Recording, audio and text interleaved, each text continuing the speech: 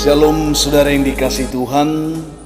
Selamat pagi, senang dan bahagia rasanya karena masih bisa menyapa saudara di pagi yang indah ini.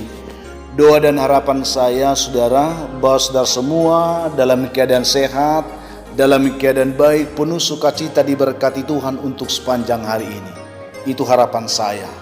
Dan pagi hari ini kita bersyukur karena kita tahu kasih setia Tuhan selalu menyertai dan memberkati kita, dan oleh kasih setia Tuhan kita dipimpin dalam kesehatan dan sukacita di pagi hari ini. Untuk memulai renungan kita pada pagi hari ini saudara, saya ingin terlebih dahulu mengajak saudara berdoa, membuka hati di hadapan Tuhan, biar Tuhan yang memberikan kita pengertian untuk bisa menangkap kebenaran firman Tuhan yang membekali hidup kita pagi hari. Kita berdoa. Bapa di surga, terima kasih untuk kebaikan-Mu, kasih-Mu, kemurahan-Mu yang telah menyertai hidup kami sepanjang malam, juga sudah menganugerahkan kepada kami hari baru pagi ini. Berkati dan pimpinlah kami oleh Roh Kudus-Mu ya Tuhan, sehingga kami boleh berjalan dalam kemenangan Kristus di sepanjang hari ini. Dalam nama Tuhan Yesus kami berdoa. Amin. Saudaraku yang dikasihi Tuhan, firman Tuhan yang menjadi renungan kita pada pagi hari ini saya siapkan dari kitab Roma pasal yang ke-8 ayat 5 dan ayat 6. Saya akan bacakan untuk kita dan saudara bisa mempersiapkan Alkitab saudara. Demikian bunyi firman Tuhan. Sebab mereka yang hidup menurut daging memikirkan hal-hal yang dari daging. Mereka yang hidup menurut roh memikirkan hal-hal yang dari roh. Karena keinginan daging adalah maut, tetapi keinginan roh adalah hidup dan damai sejahtera. Demikian saudara pembacaan ini. Topik renungan kita pada pagi hari ini ialah kopi buatan Tuhan saudara. Itu yang akan kita renungkan. Sekelompok alumni yang sudah mapan dengan karir mereka masing-masing, suatu saat mereka berkumpul untuk mengunjungi guru besar mereka ketika mereka di universitas, ketika mereka kuliah dulu. Lalu ketika mereka sudah berkumpul di sana, terjadilah percakapan, ya, ada percakapan ketika mereka telah bersama berkumpul, ada banyak keluhan-keluhan yang mereka sampaikan. Ada yang mengeluh tentang situasi pekerjaan, ada yang mengeluh tentang keadaan kehidupan keluarga dan lain sebagainya.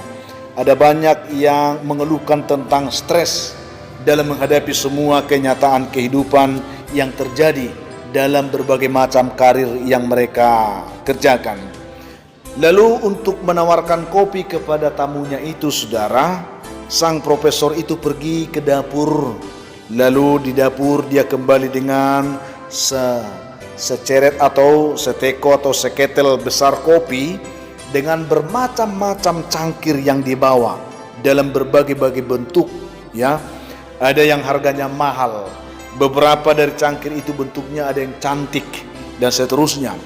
Lalu sang profesor ini saudara kemudian mengatakan kepada semua mantan mahasiswanya itu untuk mengambil kopi mereka sendiri-sendiri. Dia hanya siapkan di meja baik kopi di ketel itu dan berbagai bentuk cangkir saudara. Lalu ketika semua orang telah memilih secangkir kopi, memiliki secangkir kopi di tangan mereka masing-masing, profesor itu berkata saudara, jika kalian perhatikan semua cangkir, ya, yang baik, ya, dan yang mahal telah kalian ambil semuanya. Yang tertinggal ini hanyalah cangkir biasa dan cangkir murahan. Dia katakan saudara, meskipun hal itu memang normal bagi kita untuk menginginkan yang selalu yang terbaik bagi diri kita sendiri. Itu gambarannya. Ketika aku menempatkan beragam cangkir, saya melihat bahwa saudara mengambil cangkir yang terbaik. Saya melihat bahwa itu suatu hal yang normal, bahwa setiap kita menginginkan yang terbaik dalam kehidupan kita. Tetapi sungguhlah itu yang menjadi sumber masalah dan yang menjadi sumber stres bagi kehidupan saudara, sebagaimana yang saudara ungkapkan sebelum ini katanya saudara. Itu yang dikatakan. Saudara tahu bahwa, yakinlah bahwa cangkir itu sendiri menggambarkan kehidupan kita. Ya, Itu yang dikatakan. Lalu cangkir itu tidak akan pernah bisa mengubah kualitas kopi. Dalam kebanyakan kasus hanya membuat kopinya itu akan lebih mahal.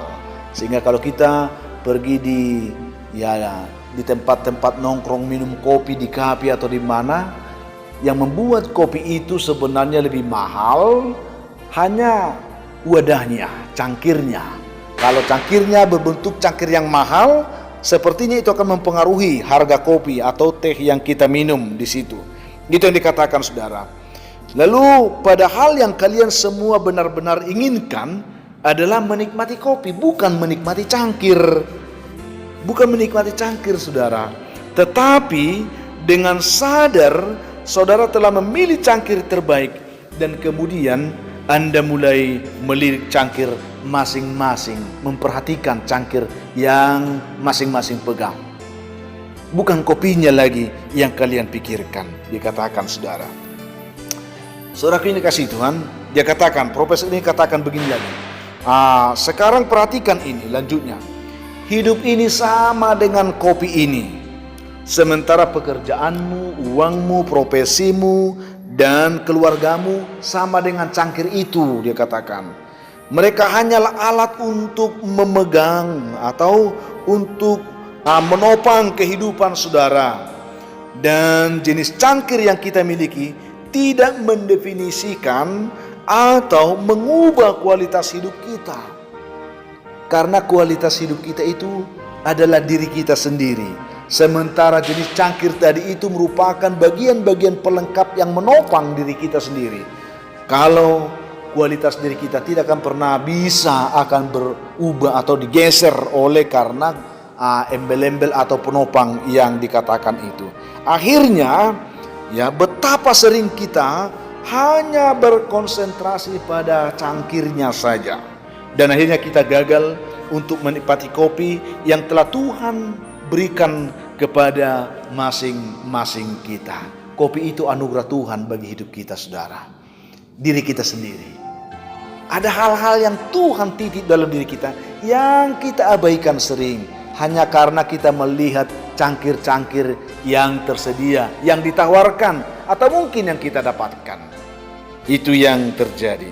Saudara yang dikasihi Tuhan Yesus Kristus, Tuhan membuat kopi, bukan membuat cangkirnya. Oleh karena itu nikmatilah kopi Anda, bukan cangkirnya. Sekali lagi saudara, yang karena kita meminumkan kopi, bukan cangkirnya yang kita meminum. Cangkir itu hanya wadah.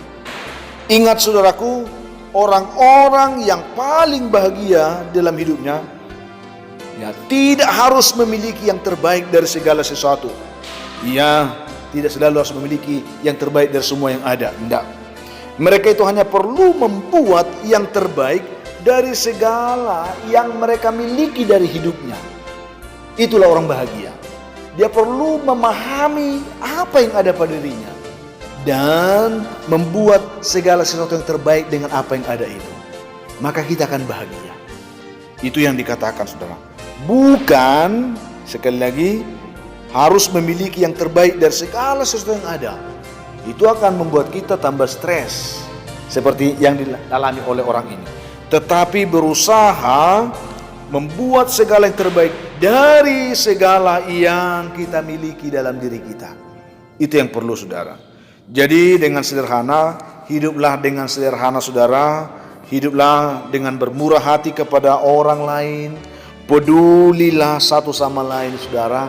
Jangan egois, jangan mementingkan diri sendiri. Berbicara dengan ramah dan janganlah cemas akan hidup ini. Biarkan Tuhan yang mengaturkan segala sesuatunya bagi kita. Dan perhatikan itu serta nikmati itu, maka engkau akan hidup bahagia. Itulah yang ingin saya sampaikan saudara pada pagi hari ini. Nikmatilah kopi buatan Tuhan itu. Bukan cangkir-cangkir yang mungkin kelihatan indah, yang membuat kita akhirnya kehilangan makna atau kehilangan menikmati kesempatan menikmati indahnya, enaknya, nikmatnya kopi Tuhan, yaitu anugerah yang diberi Tuhan dalam kehidupan kita ini. Tuhan akan memberkati saudara. Tuhan membuka hati kita untuk memahami inti dari renungan ini supaya kita semakin diubahkan untuk semakin baik dan semakin hidup dalam sukacita Tuhan hari demi hari. Tuhan memberkati saudara. Kita berdoa. Bapa di surga, kami bersyukur untuk waktu, kesempatan, dan firman yang kami renungkan pada pagi hari ini. Berkatilah setiap kami Tuhan yang menerima firman-Mu. Berkati umat-Mu dimanapun mendengarkan kebenaran ini. Biarlah mereka selalu dikuatkan, diteguhkan untuk memahami jati diri mereka dari anugerah dan kemurahan yang Tuhan beri kepada setiap mereka Tuhan, untuk dinikmati, disyukuri dan dinikmati. Berkati umat yang lemah Tuhan kuatkan, yang berbeban berat Tuhan berikan mereka kelegaan, yang berduka Tuhan hiburkan, yang bergumul karena sakit penyakit di rumah maupun di rumah sakit dengan segala bentuk sakit penyakit yang mereka gumuli. Hamba doakan mereka Tuhan dalam nama Yesus, biarlah mereka boleh ditolong Tuhan, dilawat dan dipulihkan, disembuhkan Tuhan semuanya. Hamba doakan anak-anak-Mu yang sedang mencari pekerjaan, biar Tuhan sendiri menyertai mereka untuk menemukan pekerjaan terbaik bagi hidup mereka. Yang mencari jodoh Tuhan berkati, yang mengharapkan keturunan pun hamba doakan terus berkati buah kandungan mereka. Anak-anak kami yang sedang belajar di rumah, biarlah tangan Tuhan menyertai mereka supaya mereka juga memiliki kerinduan belajar yang baik. Juga masih banyak anak-anak-Mu Tuhan yang sedang bergumul saat ini, hamba minta campur tangan Tuhan memberkati mereka. Ketika mereka mendengarkan doa ini, hamba mohon supaya anugerah Tuhan juga bersama dengan mereka. Dalam nama Tuhan Yesus kami berdoa, amin. Saudaraku yang dikasihi Tuhan, apapun keadaan hidup yang akan saudara hadapi hari ini, saya ingin katakan, tetaplah saudara semangat, jadilah kuat saudara, bersukacitalah senantiasa, dan mengucap syukur atas segala sesuatu. Karena itu dikehendaki Tuhan dari kehidupan saudara. Kalau saudara mempunyai beban, pergumulan hidup yang berat, dan saudara rindu didoakan, hubungi kami saudara di nomor telepon yang tertera di layar saudara. Kami siap membantu mendukung saudara dalam doa. Dan saya berpesan, kalaulah saudara diberkati lewat renungan ini, saya rindu supaya saudara juga bisa tetap membagikan, men-share renungan ini saudara, supaya ada banyak orang yang juga bisa menonton dan mereka diberkati oleh Tuhan. Itu harapan kami. Bantu kami saudara dalam hal ini. Akhirnya saya Pendeta Linti Dongoran, Pendeta GKP Jemaat Khusus Horizon Medan, menyampaikan sampai jumpa di kesempatan lain saudara. Tuhan memberkati saudara. Shalom.